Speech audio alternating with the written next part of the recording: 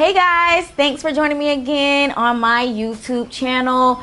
If you have not already, make sure you subscribe, click the link below, and stay up to date with all of my YouTube videos. I'll be having more throughout the month, throughout the year, okay? So on this episode, what I did was I interviewed two fathers in Orlando, Florida. One works for the Orlando Police Department. His name is Darius Barker. And the other works for the Orange County Fire Rescue Department, and his name is Stephen Michel. What I wanted to do and what I wanted to broadcast to the world, even outside of Orlando, Florida, is to redefine our fathers, redefining our black fathers, and especially those who are in positions where they're public figures and officials and they work for our state and they're putting their lives on the line for the ones we love every single day. So I hope you all enjoyed this interview, and I hope you can redefine your view of a black father. So thank you all for joining me. This is a tribute to all the fathers, allowing them to pretty much see black men in a different light. So right now we are redefining the definition, or just redefining what a father is, what a black man is to a child, and I thought that you all would be great examples for that.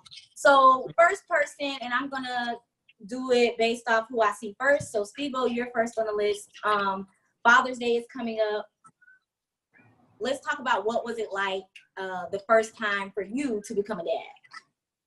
The first time for me was scary because first of all, I didn't have an example at all of what a father was like. My father committed suicide when I was 4 years old, so now that I'm 28 years old, I haven't experienced it, would never experience it. But I know it's two things that I know coming with having a kid and not having a father in your life as an adult is either you can use that as an excuse or you can use that as motivation to be there for your child. And I decided to use that as motivation. Although it was scary, it had a little bit of excitement to it because I was like, you know what? Everything I missed out on, I'm going to give it to her. So once I saw her face, and I kind of missed out on the birth of my child because I was in college as well. So when I came home from college and I was able to see her face, man, it's an experience that I can't even put into words, man. It's just, somebody just wrapped my heart around theirs, and it's like something that I knew that was mine for life, and I can raise and teach her the things that I wanted to be taught. And, you know, to a girl, you're a hero, and they look up to you when you're their security blanket no matter what. And I never knew what that was until I had her. So that's what it was like in the beginning. So Darius, what about you? What was it like for you the first time? You have your baby girl, and she's only 3. Peyton is how old, Stephen? She's gonna be 7, June 20th, the day before Father's Day. So you a 7-year daddy. You almost a veteran. So Darius, what does it feel like to be a rookie daddy? Man, well, like, to be honest, just with like any situation that you're not really ready for, it was unexpected in a sense at first, finding out, hey, she about to have a baby, whatnot. And now that you know you about to have a baby, it's all about preparation. You know what I'm saying? You want to make sure that you're the best dad for your child, whether it's a daughter, you know what I'm saying, or a son, and that was my biggest thing, just making sure that I'm the best example for my baby. Because, you know what I'm saying, like with me, I ain't never really have my biological father in my life. You know what I'm saying? I always had my granddad and my stepdad, so I always had two aspects of this fatherhood thing. Either I can be in her life and do right, or not be in her life, you know what I'm saying? So I tried to push forward to that other end, as far as just being there for my baby, you know what I'm saying, and also for Shanika as well. And luckily for me, man, we've had a great support system, which made things a lot easier too, man, because I've had all those type of, those different examples as far as what you need to do to be a good dad, man. So I'm just grateful.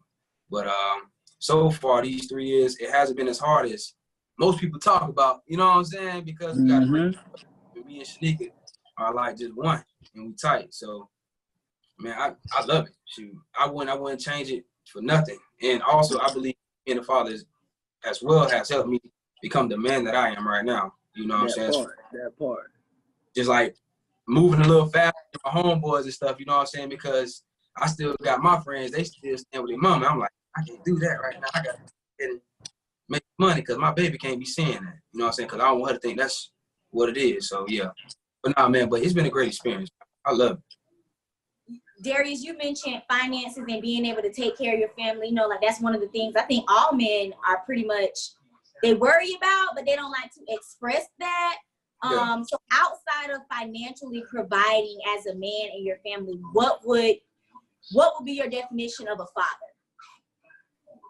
Man, to be honest, like you said, like not even worrying about no financial stuff because I cannot have nothing, but as long as me and my baby have like the best rapport, you know what I'm saying, great relationship with one another, that's all that matters. You know what I'm saying? Like when I can have Nene step out in a way, she know the baby good, that means I'm doing my job. You know what I'm saying? Like if my baby look at me and I'm like, okay, something wrong with her, I'm supposed to be able to tell, you know what I'm saying? Like, I don't know, man. It's just being there without being there sometimes, you know, just kind of being like inside her head. You know what I'm saying? If that makes sense. Yeah, it makes sense.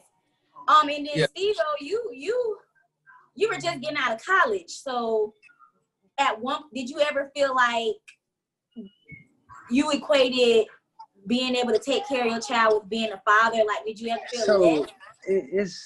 That's a tricky question, but well, not necessarily tricky, but when I came out of college, I didn't have a dollar to my name, so financially, it was as a man that not being able to provide was kind of like a letdown. But from a dad to a daughter, man, she don't care nothing about that, man. And it showed me when I didn't have a dollar to my name, as long as I pick her up and I shower her with love, kindness, and I'm there for her when she falls, and I pick her back up, and like that's all she cared about. And that let me know that money doesn't mean anything to a kid, man.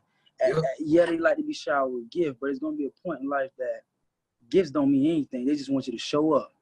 Gifts don't mean anything. They just be there, you know, just to be a father to them, being able just to hear them listen, just for you to hear them, you know, just listen to them sometimes. And that's all she cared about. I just showed up, pick her up, and all she knows is like, I'm with my dad, man. And you know, that's something that I didn't experience. And I know this world put a big burden on us that you need to be financially stable in order to you know, for a woman to like you or your kid to like you. That's not true, man. No matter if you show up and you show out in whatever way possible that's best for you, they're gonna love you no matter what. I'm talking about, you can talk bad about me. My daughter gonna look at you and be like, not my daddy. And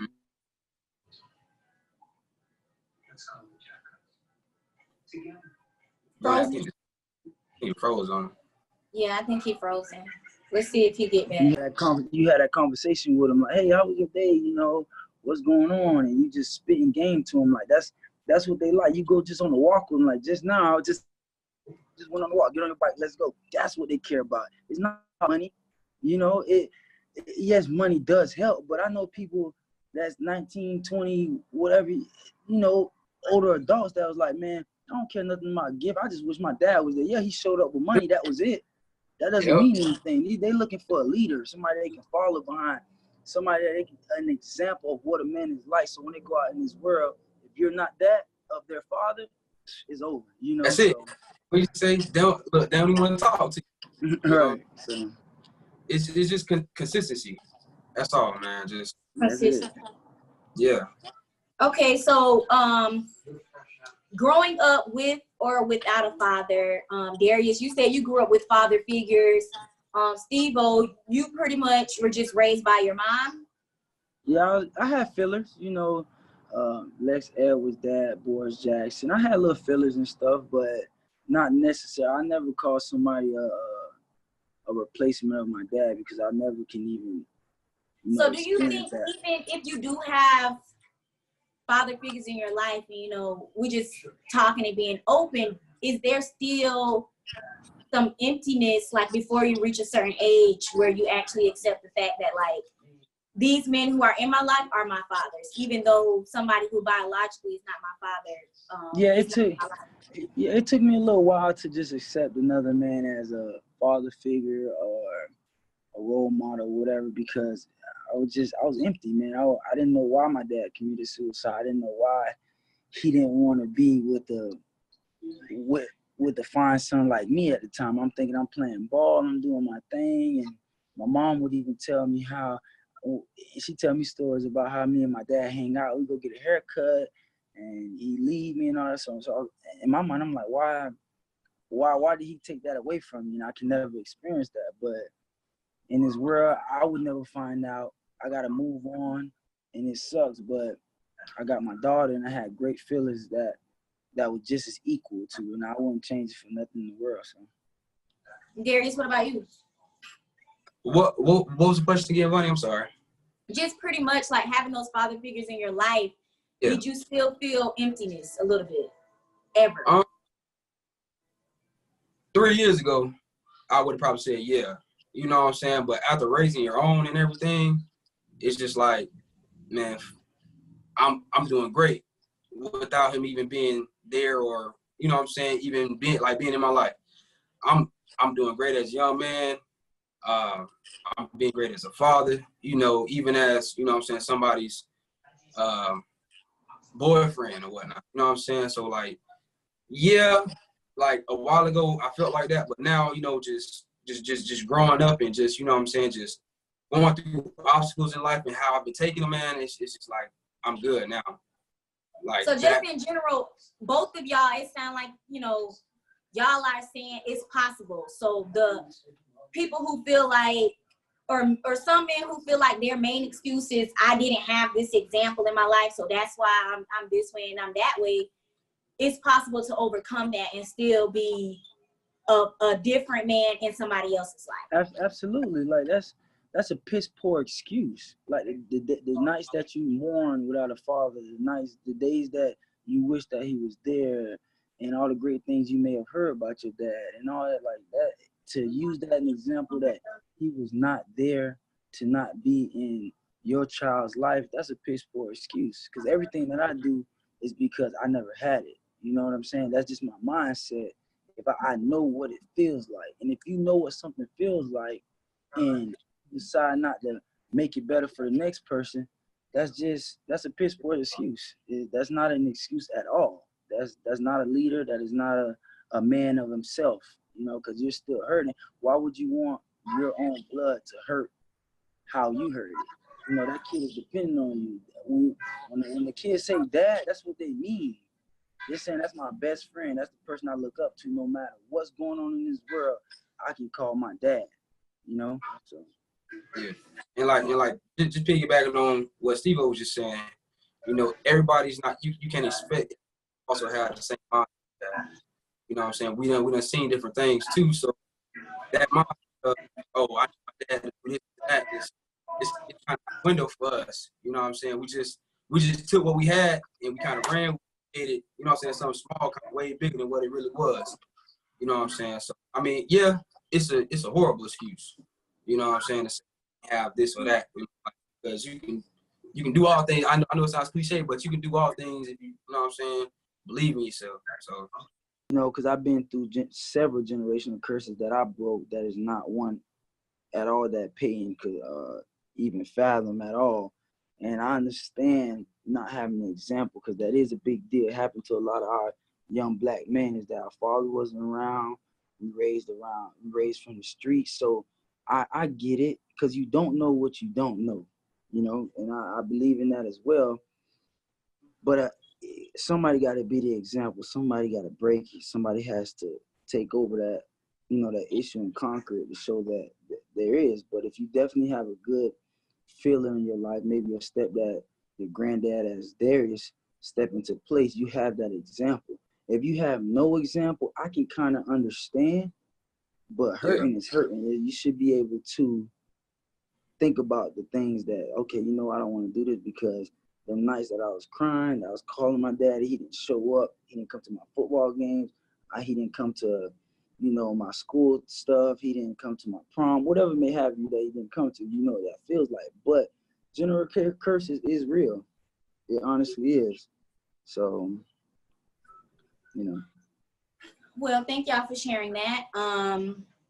I think a lot of times people don't want to talk about it because they fighting that demon of resentment towards a person who probably feels just as bad as how you felt, but they never gained the courage to even talk about it or tell you, you know, why they were exempt or why they couldn't be a part of your life. And I think it's important that y'all were able to just release that and forgive the situation.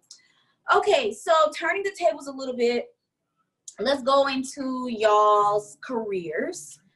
Darius, since you are next on the talking list, talk a little bit about what you do and how you just tell everybody what you do.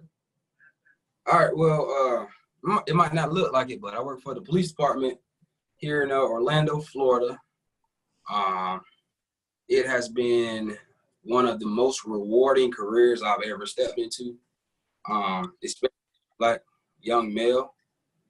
I would say with me and everybody surrounding around me, like I feel like I've had a really, I wouldn't say hard time, but I had to do a lot of adjusting with this particular career. You know what I'm saying? Because like I got to deal with the good, the bad, and the ugly. You know what I'm saying? So like, and it's just not even with, you know what I'm saying, the people that I deal with. It's the people I deal with, the co-workers, my family, everything. You know what I'm saying? So everything is an adjustment. And you know what I'm saying? Just like me not having no prior service, you know what I'm saying? Me not being no military or anything like that. I had to really like put my ego aside and kind of I had to put myself in a position where I had to take myself out of my comfort zone, and I had to do it. You know what I'm saying? Because I was doing something not only for myself, but for my family. You know, so just like, you know what I'm saying, as far as like learning how to do the job, it's tough within itself because I didn't have a background. Nobody in my family is a cop, so this was me just going on by myself. Freaking learning how to do the job, adjusting to the job as far as like, it's certain situations that I can't put myself in that others can.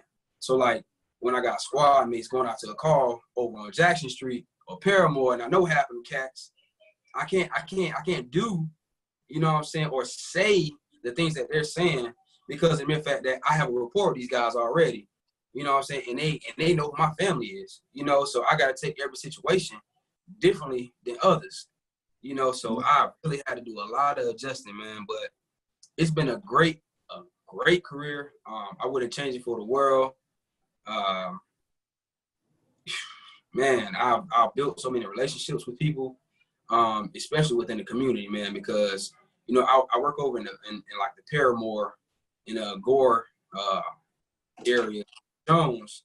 So I kind of had a rapport with the people already, but you know, just really learning about the people that really live there, like who's been living there for 30, 40 years. You know what I'm saying? Like, I feel like personally, it's like a blessing because I'm like now able to give back, you know what I'm saying, to what they've poured into me. So, man, I could talk all day about this, man. I know. Okay, Yeah. Officer Barker, now we're going to have Steve-O talk about your great job in the community as well. So I'm a fireman, firefighter for Orange County Fire Rescue. I'm actually in the area that I was raised in, just like DJ said. It's one of the best rewarding things I could have ever have done. Because in my neighborhood, I'm the first one to make it out, first person to go to college and everything. And it speaks volume when you come back home and show the other kids what it's like to be on the other side, because they only know one side. They only know streets. And I'm already automatically an influencer. That's what they look up to, and they want to know what it's like being a fireman instead of selling drugs. Because where I'm from, that's all it is. You sell drugs, go to jail, or play sports, or what have you. But now they have a different avenue. Like, you know what, Steve-O, a fireman, he actually came back home. So now when that other kid make it out, he gonna be like, you know what, Steve-O came back home. I'm gonna come back home and give back in whatever way, shape, whatever shape or fashion that is to them. And we all get caught up into making it out and forgetting where we come from. And I didn't want to do that. And Orange County Fire Rescue allowed me to do so. I run calls on people on their worst day, and I know what it feels like because I had my worst in that same neighborhood. So it's a blessing. I love it. I want to take nothing from it. We run a lot of calls, but man, who am I to use sleep as an excuse to not get back to my community, man? I believe as a Black African American, Malcolm X and Martin Luther King will be rolling in their grave if I use that as an excuse because they bust their behind to make it better for me. And I'm the first person to make it out of my neighborhood. It's only right that I go back and give back. And that's the best thing I could have done. So. Do y'all ever feel like you feel like sometimes people want you to act and look like where you came from?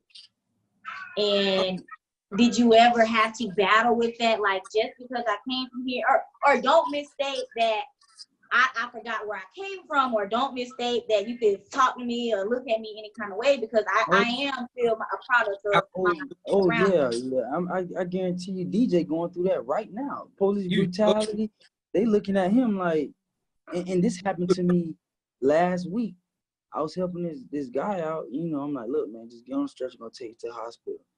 And he was like, you old Uncle Tom. You know what I'm saying? I'm like, well, I'm Uncle Tom. I'm trying to help you out. And I know if they telling me that as a firefighter with police brutality going on right now, I can imagine. I can't even fathom what they say to DJ, man. I can't. But DJ, what do they say? Some of the stuff. What have you gone through? Huh? What have you been going through? To be honest, I've heard some of the most outrageous stuff. But again, like, and this is where the whole professionalism thing comes from. And I'm glad I was raised the way I was, because like, if we just start reacting to everything, then, we out of there. So, but just sitting back and just actually like taking everything in, kind of talking with people and explaining, hey, even though somebody did something somewhere else, doesn't mean that's what we're doing. And it doesn't mean that's what we're going to do. You know what I'm saying? So that's what I've been dealing with, for the past couple weeks now. Like Steve-O said, man, I've got called some pigs, Uncle Tom, what, you traitor, from some of my dogs that I grew up, grew up with. So it's just like, dang, man. But again, shoot, I don't care, man. Listen, as long as I'm healthy, my family healthy, I'm good. I'm good. And that's what, that's special. I believe in, like, okay, with the police brutality thing. Like, if you feel as though, it's a certain race hating on our race, why don't you become that to make it better? That's why I respect DJ and other guys that look like me doing the job, because that's what leaders do. Like, it's not a lot of us on the field. So if you go in there, you got to take it with pride and be able to show these kids that, look, man, you can come in here and make it happen too. You don't have to go to NFL. If you can, that's great. Don't get it twisted. If you got the skill, you that guy, go do it. But don't get it twisted. You can come out in the real world and work in these everyday professions and make a good name for yourself, make a good life for your family, and serve your community to allow others to see that, you know what, if DJ can do it, Steve-O can do it, you know what, what's up? Let me do it. Let me get on. Let me contact those guys. And at the end of the day, whether they talking nasty to me, that's my mindset. I'm like, look, man, that's where you're at, because your mentality. I'm not gonna treat you no different than the next race, but I would hope that you see that I'm helping you, that I'm here for you. And sometimes, I think sometimes they get that misconception of you working in the field full of Caucasian folks that you forgot where you came from. No, I don't get it twisted, homie. Nah, I'm just, one, I'm making a living for myself, and two, I'm just trying to show you that you can jump on this side if you do the right thing. Not every Caucasian person is like that. They look. I got a Caucasian woman that got me out the hood. She loved me dearly, so I know not everyone is like that. But you also could come on this side and show your partners the different way as well. Show your kids the different way as well, and make an everyday living for you and your family while serving others. So, Darius, how do you feel when I do see some positive tweets like or anything on social media where they say let's respect and let's protect our Black officers in blue. Does that, make you feel like, okay, our community is standing behind us, or is it still kind of like, I don't want to go out there and have to face another Black person and have to handcuff them? To be honest, with Orlando, we've gotten positive feedback than negative, and and it's from the jobs that we've been doing in the past, as far as like, helping out the community, being out there with them. Just last year, I was like the only one out there. I don't know if you know the Marcus Womack, but he had like a water polo fight within the Paramore community. And I was the only officer out there throwing water balloons with kids. You know what I'm saying, and with the adults too. But just like things like that always brings a positive outlook on what we do and how we do it. So when times like this come up, they'll say, well, everybody's not doing that, because just last year, Barker was out here throwing water balloons with the kids, having a good time. So again, even though one dude made a mistake, and and he has the whole realm of law enforcement looking horrible right now, you still got a lot that's like for Black officers. They're like, man, look, we're gonna protect y'all as long as we can, because we know y'all doing right, and we're not gonna put y'all out there because of somebody else's mistakes. You know what I'm saying? And we've been getting a lot of positive feedback. I love it. Shoot, I love it, man. I love it. And as an officer, I'm pretty sure you've been asked this question before, but what was it like to see what happened to George Floyd by what Derek Chauvin putting his knee on his neck for 8 minutes and 46 seconds? Like, how was that for you to see it for the first time? Crazy. That's crazy. That's crazy because of the circumstances that they had him in already. It should never went down like that. We don't, I can only speak for myself. We don't train like that. Never have we trained like that. Especially when you got more than 2 officers on scene. You know what I'm saying? But granted, they still had two officers, I guess, on field training, pretty much. With field training, like it's like what you do before you go solo. So like you're being graded and everything like that. So I see why 2 of the officers didn't speak up and say, hey, do this, because in their mindset, they're thinking, all right, this is a veteran officer. He knows what he's doing. If I say anything, I might get in trouble and I might lose my job. So I see why, what I'm saying, some of the officers didn't say anything. But if I was in that situation or anybody that's around me, it would not have gone down like that. That was a situation that could have been resolved way differently. You know what I'm saying? So yeah. I think hold on. In general, can y'all see me? All right, y'all good. Yeah, that's fine. I think a lot of people have been wanting to hear that. Like, if this was reversed and it was a couple of Black cops there, would y'all have, like, would somebody have intervened or, try to do something? Because I know just now, in St. Petersburg, their police chief just added a new order to where officers, it's their duty to intervene if they feel like something is officer doing wrongdoing to another person. Right. Nah, yeah. But so before that, you think that they were just afraid? Like have y'all ever been in a situation where you were afraid to speak up to your colleague who was white because you already know that person has more privilege than you? I wouldn't say not only just white, but just any person that has more seniority. Seniority.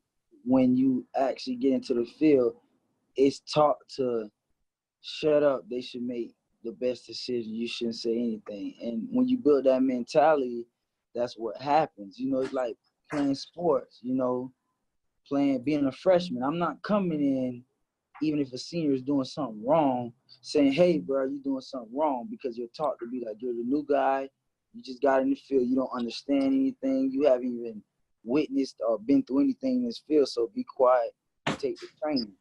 And that's the culture, and that culture need to be broken. Because it's not the right thing. Because at the end of the day, God, you know what right is right, right is right, wrong is wrong, and that was wrong. But I do understand what DJ is saying. I did not know one of the guys was in training, and being in training, you kind of have that. Yeah, is it right or is it wrong? It might be wrong to me, but if I tell him he's wrong, and come to find out that he wasn't because of whatever, it makes me look a certain way or whatever. So I'm hoping that the rules that they put into play now, that some guys can actually step up, and because now I come to find out, I heard that if you don't say anything, you're gonna lose your job, and if somebody was to die or whatever, the guy that did it and you watching, you're gonna get charged with the same thing. So I'm hoping that changes what's going on. Yeah, me too. So just to kind of start to wrap things up, I wanted to ask you guys, just in general, what do you want people on the outside looking in to know about what it's like being a Black father and a public figure, an official of the state? What is that? What type of responsibility is that on y'all's shoulders?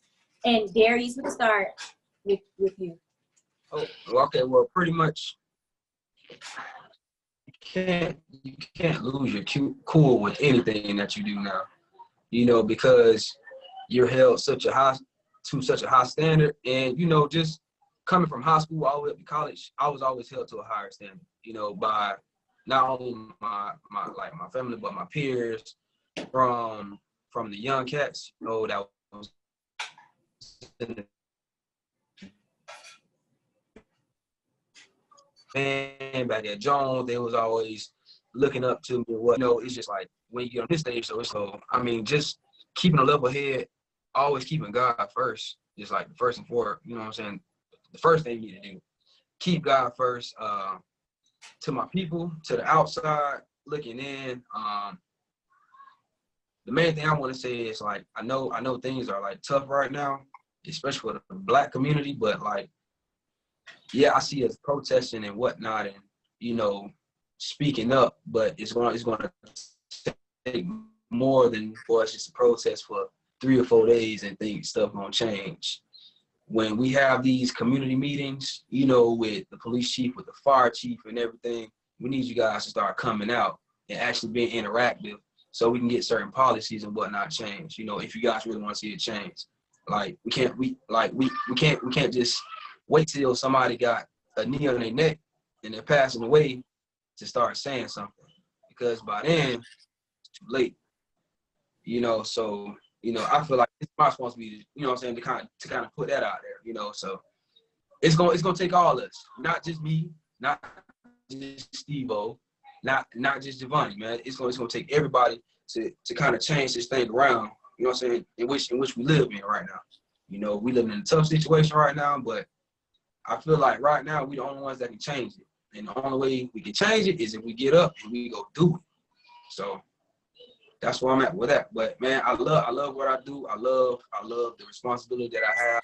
I'm glad I'm not able to call my brother Steve-O if he, if I need something, and vice versa, man. If he ever needs something, he can call me, and so we can get more people in. Like we need it bad. So that's where I'm at with that. I want them to know that, I carry it with pride, man. Like, in everything that I do, I'm trying to change the narrative of what people think about us.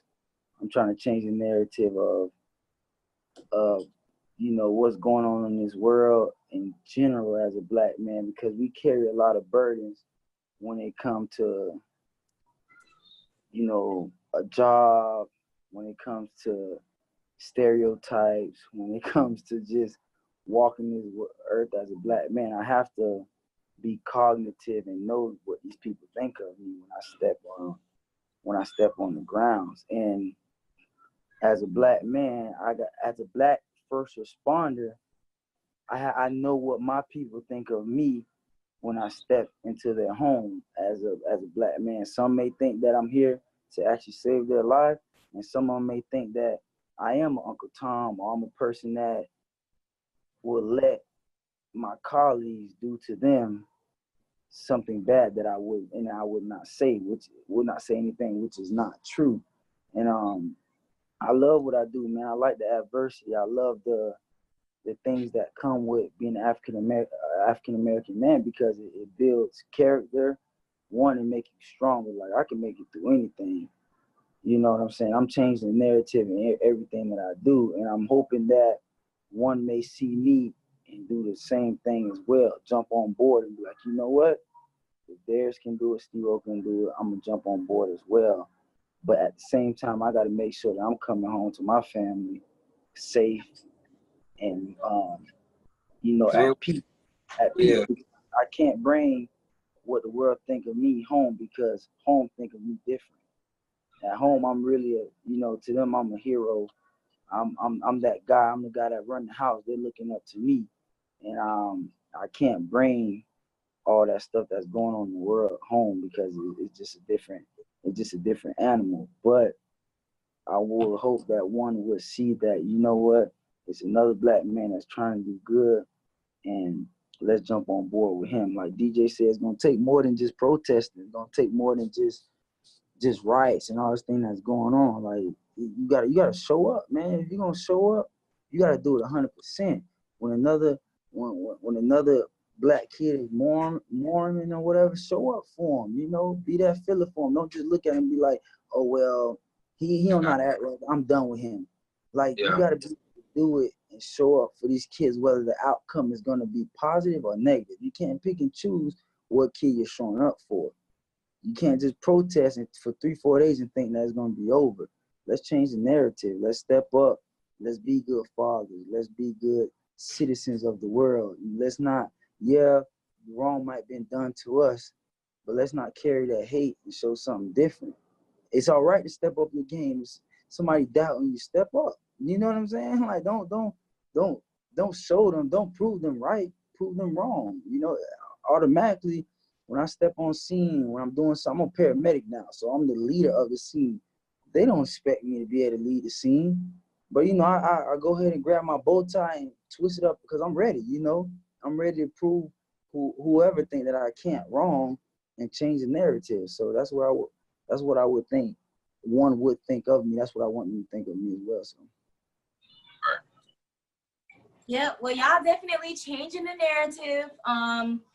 And we appreciate it. And I just, just for me, I mean, this is it. This is what we need. We need y'all. We need other men like y'all. I'm pretty sure it's other people, other black guys, representatives who can also be showcased in a bright light. But just to, you coming out of a community and you working in your community, you got kids, you're doing the best that you can.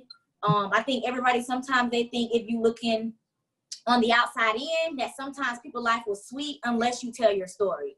Mm-hmm. So, without y'all telling your story, people would never know. People just like you would never know. And I think that's one of the most important things, is for like people like you, like Darius, wherever y'all come from, your circumstances, is to be able to be relatable to other people, so that they know, like, I'm not out here just fighting this battle by myself, But yeah, so congratulations to you all.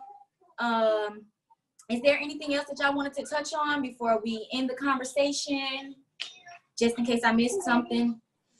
Nah, man, I appreciate you having me. I think it's important for guys like me and DJ to share our experience and share our story, because, like you said, it gives hope, and that's what we need. We need to start letting them know that they can do it, versus telling them that they can't. Tell them that you can't go to college, versus like, you're going to be in jail just off of such and such, just off of this one situation. You can't do this, you can't do that. So, nation, which is what me and DJ did with you today, is being able to and tell them that they can do it. And you got examples, man. Yep. We're well respected around the community, and it says a lot about someone that's willing to go back in the inner city of Orlando, because Lord knows it ain't easy dealing with our people. Like, it ain't easy dealing with poverty, Lord knows. But to sit in here, you know what? It's bigger than I. It's bigger than DJ. It's bigger than Steve-O. It's about that person that's homeless, that person that's going through it right now on their worst day. for me to make it better. And what I like about DJ job is another DJ understands a crime is a crime, wrong is wrong, right is right. But he can understand, like, look, this might happen, is not that serious.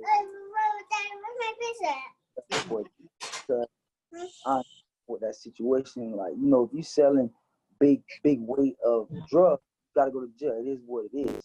But you catch a 14-year-old, 13-year-old with some residue, like, I'm not gonna harass that kid. I'm gonna go speak life to him. Like, look, man, I can take you to jail, but I'm not gonna do it. One, because I've been there before, and two, because I know you better than that. Versus somebody that don't look like somebody that don't look like them and think that they already is danger. They already is, you know, something danger to the world. Is like, let's get them right now. Let's block them up.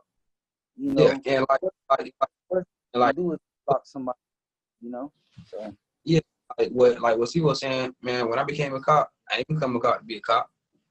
I had became a cop, man, to educate my people, because I saw that's what we were lacking, man. We didn't have a lot of educators out in the street driving police cars, you know. So that's, like Steve was saying, changing the narrative. That's what I want to do. I want to go out and educate, starting young too, with the youth. Like as soon as I got with the police department, I'm going back to Jones High School, telling them this is what you need to do, what you don't need to do. You know what I'm saying? I'm going over to Paramount, Jackson Street, telling y'all, look, y'all know y'all can't be doing this, man. Matter of fact, they got jobs available right here.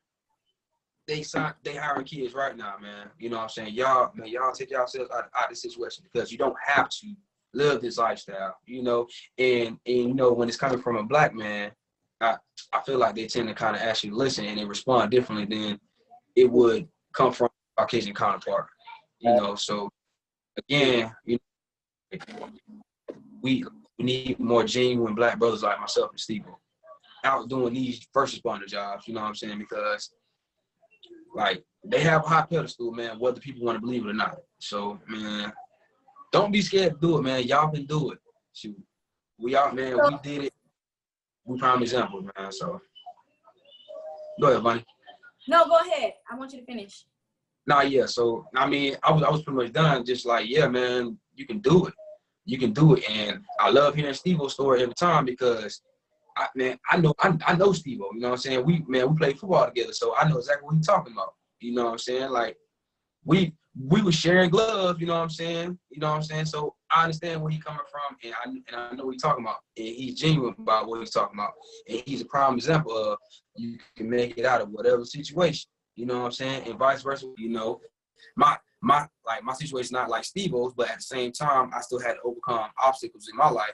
You know what I'm saying? I got type 1 diabetes. I've had everybody tell me, you can't do this because of your condition. You know what I'm saying? But I was like, forget what y'all talking about. You know what I'm saying? I'm going to still do it. And I did it, you know. So I feel like now excuses are overplayed and it's over. And dang. Yeah, you know, and like, you know what I'm saying? Type 1 diabetes is like the worst of the worst. You know what I'm saying? Because you get it just cause, you know. So just having excuses nowadays, man, it's just kind of played out. And I get circumstances, situations, and everything might hinder you, but you shouldn't let that stop you from doing what you want to do. That just gave me chills, man, because it's power in telling your story, man. It's probably a kid right now is like, well, I got diabetes, so I'm done. I'm out. Yeah. You know, next thing you know, tell his story. Well, he dares go ahead and tell his story. Now a light bulb come up like, huh? Antennas up, like, what, you got it? Okay, I got the same. Yeah. So I actually can do it. Yeah. And I might go on a little tangent real quick. I don't like when celebrities use, I don't tell people that I give back. I don't have to tell. You know, I keep it private. Nah, man. You pretty much tell another kid that if you make it out, if you make it out, don't give back, because nobody knows. You know, I like to talk about me giving back. I like to show where I came from and where I'm at now, because when that other kid make it out, it's gonna be a little twitch in his mind that's like, you know what, man, Steve-O made it. I gotta give back. Darius made it out. I gotta give back because he gave back. Versus like, you know what, yeah, I give back. I don't gotta tell nobody. Man, there's power in telling people stuff. This is what this world believes in, seeing and what you're doing. all this keeping it secret stuff. Like, I ain't telling you to boast and, you know, I'm in a big house, I'm in this, whatever may have you, but show them. Like, you know, I was in Timothy, now look what I got now. You know, I was counting out, look where I'm at now. You know, those are things you got to show these kids because that's what they want to see. Okay, you're in a very respected career. You said you was just like me. Show me you was just like me. Oh, crap, he was just like me. Before we go, can the both of you explain how they can apply to the Orlando Police Department? And then Steve-O, you tell people how they can apply to the Orange County Fire Department. Okay, so I'll go first. The way you can apply is go ahead and put in an interest form. Right now, we got a good program going on right now that even if you don't have the money to become a firefighter, we can help you do so, which is called the non-cert program. We will pay for you to go to EMT school, pay for you to go to fire school, and once you're done, you're automatically hired with us. The only thing that you owe back to us is become a paramedic within 3 years. I went through that program. I didn't have a dime to my name after college. A guy named Arthur Bowders told me to apply for this program, and look at me now. It worked wonders for me. Now I'm in my community service. So just go to Orange County Fire Rescue.com. Just type in Orange County Fire Rescue interest form on Google. It will pop up, and then go ahead and sign up for the non-certified process. Again, it will allow Orange County Fire Rescue to pay for you to go to school and pay you while you're in school. It's like being on a scholarship. Every month they'll pay you roughly $800 to $900 just so you can be able to, you know, make it through as you're going through school. And once you're done, you start receiving full salary. So it's a great program, great opportunity. And matter of fact, what makes it even better is for the minority, because, you know, for the guys that don't have it, that can't, because, you know, maybe family circumstances, kids circumstances, whatever, but it made it beneficial for us minorities. So you can be like me, you can do it. Trust me, it was rough, but great program. And as for me, if you have prior service, when I say prior service, meaning you were a police officer somewhere else, you can just apply at cityoforlando.net/police, and it'll pop up. You can click the link, and it has step-by-step instructions for you. But if you don't have prior service and you just want to just join the police department, do the same, and then a recruiter will hit you up. And also, the good thing about us as well, like Steve was talking about, we have sponsorships. So like with the academy, you know, it's a series of tests you got to take, as far as a series of workouts and whatnot. And the workouts, if you think you're an athlete, man, we're gonna see. But yeah, but man, they pay you, and they're looking for a lot of officers right now, especially like still saying minority officers. You know what I'm saying? Like, I want more minority officers to come on board. You know, because I know our folks like to kind of go away from these type of careers and whatnot, but it's not bad at all, man. So, man, y'all come hop on, and once you get on, man, it's the reward is tremendous, tremendous. Like, Yeah, man. I love it. Jump on the wave. Jump on the wave. And benefits, insurance, health insurance, life insurance, all that type of stuff. You get those when you have these positions. And you know what they say, lady love a man in a uniform, not just only a football uniform. So Really? You'll find you a nice one, trust me. Y'all are funny. All right, guys. Okay, well that's it. Darius, could you say the website again? Because I didn't hear it. All right, so the website is going to be www.cityoforlando.net/police. And as soon as you hit that link, the big old apply here is going to be sitting right on the website. So you just click it, and they'll have step-by-step instructions as far as applying for the police department here in the city of Orlando. So, and we pay. They pay real good too, man. Listen, they pay good. If you ain't never been to the dentist before, you gonna go now, because we got some of the best health insurance in the state. So yeah, man. I love it, man. Dude, y'all do. Well, thank y'all for doing what y'all do. I'm pretty sure everyone is gonna just appreciate what you do. All of us are rooting for y'all, despite all the other things that may be on the other side. I'm pretty sure the positive outweighs the negatives, and that's what we want to portray here. So keep doing what y'all do, and I hope to see y'all in Orlando one day whenever I make it back. But yeah, give y'all goodbyes to the people, and you know, just tell them goodbye, and they'll see you on the street. Thank you for having me, Vonnie. It was awesome to share my story as a Black man, as a first responder, and come where I come from. I appreciate it. Be good. Sure. Continue to share light. Continue to allow people to come on your show and share lights to others in the world that's just like us. I appreciate it. Yeah, Vonnie.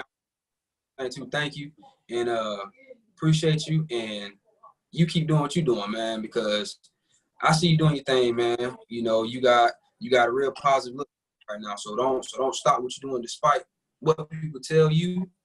You know what I'm saying? You keep doing what you're doing because you got your own platform, and we love it. So you keep doing you, man. Salud. Thank y'all. All right, guys. So what did you think? I know. For me, it gave me chills just listening to the stories of Black men telling me, you know, pretty much how it's not easy raising children, trying to make sure that you are financially stable, having the responsibility of carrying that weight without putting it on the mother or the children. I think we need to give our Black men a little bit more credit. So round of applause for them. Clap, clap, clap, clap, clap. And let's honor them on Father's Day. Let's not tear them down. And let's try to get rid of that stigma that Black men in America are not fathers to their children. So that was that interview, and I hope you all enjoy it, and I will have more to come. Before you go, you already know what to do. Subscribe if you have not already. And most importantly, share this story. Don't share it for me, but share it for the guys who are on here telling their personal story and just trying to relate to more people, more Black men out there who are struggling with fatherhood or just struggling with being a Black man in America. So subscribe and share.